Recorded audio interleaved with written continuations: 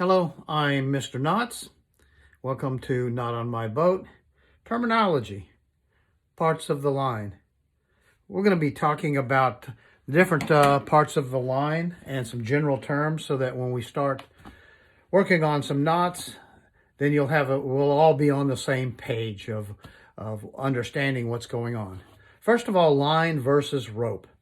Rope is on a spool, uncut, unsold, in a marine hardware store or chandlery. Once you go in there and you cut that line, you cut that rope, it becomes line. Now this line is going to take on a name for particularly a sailor or a boater. It's going to be a halyard, a sheet, a Cunningham, a boom vang. It can also be things like anchor rode, dock line. It can be a miscellaneous line, a utility line. It can be a knot tying practice line. And this is my knot tying practice line right here. I like about 8 feet, 3/16 inch in diameter. It's easy to carry in my pocket, and it's got a lot of usefulness on the boat. We can tie things that are loose. If you're heaving to, if you're reefing, if you want to tie a dinghy to a boat real temporarily, it's a good length of line. Now, the end of the line is where we're going to be tying our knot. So this is the working end or the end. Sometimes people refer to this as the bitter end. Now, the bitter end is an anchoring term. The inboard end of an anchor rode that is attached to the anchor bit so that you don't lose your anchor rode overboard. The bitter end on my boat is attached in the anchor locker so that whatever happens, I can't lose all of my anchor over the overboard in deep water. Now, the standing part is going to be the rest of this line. So this is all the standing part.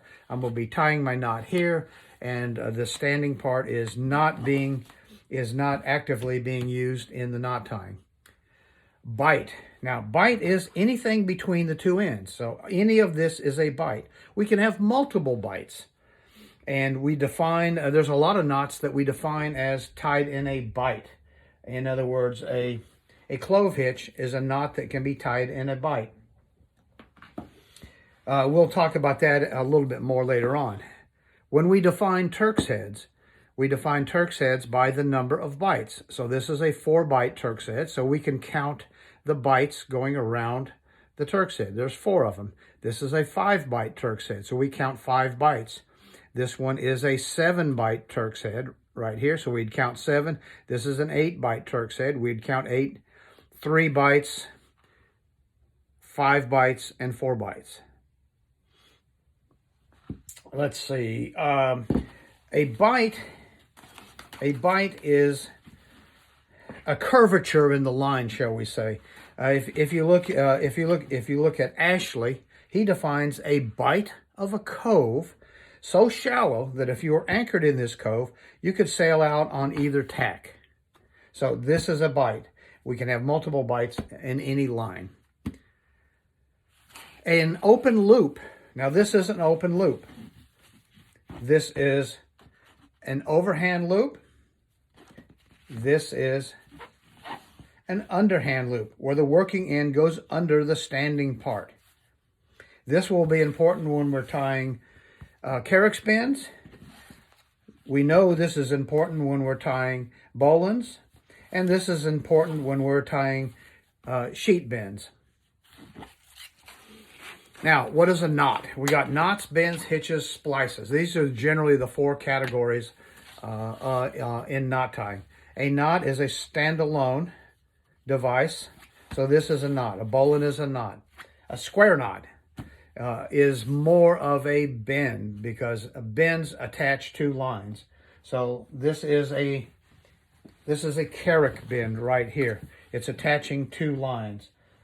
And let's see, do I have another one? Here is a sheet bend. This is attaching 2 lines. We'll use an open loop on here, and we'll use an underhand loop intertwined right here. And we're using a couple of, this one's an underhand loop, and this one right here is another underhand loop. So we have two interlocking underhand loops.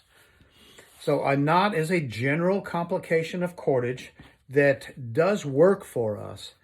We will normally put knots in both ends of a line so that we can do work. In other words, this could be a jib sheet. So we'd have a bowline in one end attaching to the sail, and on this end we would have a figure 8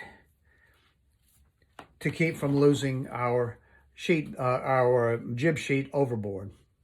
A bend joins two lines. We just spoke about that. Here's a sheet bend, here's a carrax bend. A hitch is going to be around anything. For example, a cleat hitch. This is a cleat hitch. Here's a round turn and 2 half hitches. And this is a clove hitch. So a hitch will attach to something.